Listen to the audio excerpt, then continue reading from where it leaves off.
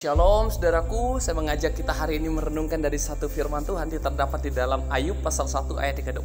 Di sana dikatakan, dengan telanjang aku keluar dari rahim ibuku, dengan telanjang pula aku akan kembali ke dalamnya. Tuhan yang memberi, Tuhan yang mengambil, terpujilah nama Tuhan. Nah saudaraku, kalau kita pelajari dari kisah ini, saya mengajak kita merenungkan dari satu judul firman Tuhan itu tentang bicara tentang mempergunakan hidup dengan baik ataupun bertanggung jawab dengan kehidupan yang Tuhan berikan dalam hidup kita hari ini. Nah saudaraku, saya mengajak kita sedikit memahami dari cerita Ayub ini.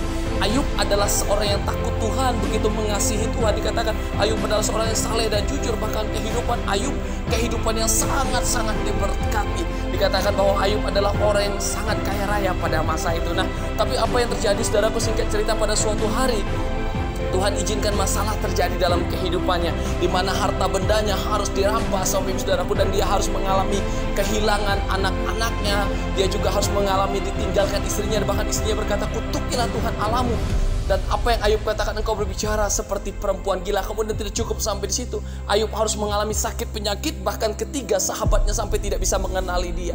Bahkan ketiga sahabatnya berkata begini, mungkin engkau kena kutukan karena engkau berdosa di hadapan Tuhan. Nah saudaraku, bayangkan sekali penderitaan yang sangat mengerikan yang harus dialami oleh seorang Ayub. Tapi apa yang Ayub katakan, dengan telanjang aku keluar dari rahim ibuku, dengan telanjang pula aku akan kembali ke dalamnya. Ayub berkata begini, Tuhan yang memberi, Tuhan yang mengambil, terpujilah nama Tuhan. Saudaraku, saya mengajak kita merenungkan satu kali lagi. Saya mengulangi bahwa dari satu judul yaitu tentang bertanggung jawab atau mempergunakan hidup kita dengan baik. Mengapa kita perlu bertanggung jawab? Mengapa kita perlu mempergunakan hidup kita dengan baik? Dari kata terpujilah, dari kata Tuhan yang memberi, Tuhan yang mengambil ini, saya temukan kebenaran begini.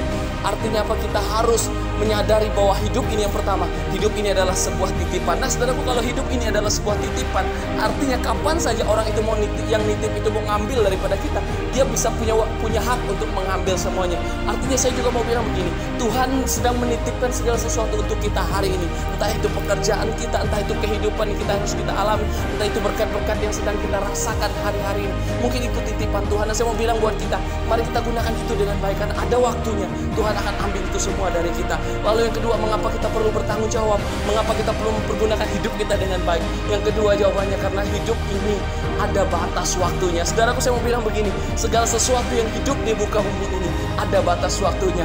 Bahkan kalau kita pernah dengar kata expire, kalau sesuatu itu sudah habis waktunya, tidak bisa digunakan lagi dengan baik. Nah, demikian juga dengan kehidupan kita. Ada waktunya Tuhan akan ambil. Bahkan bukan hanya bukan hanya mengambil apa yang dia titip, tapi dia juga akan mengambil seluruh kehidupan kita.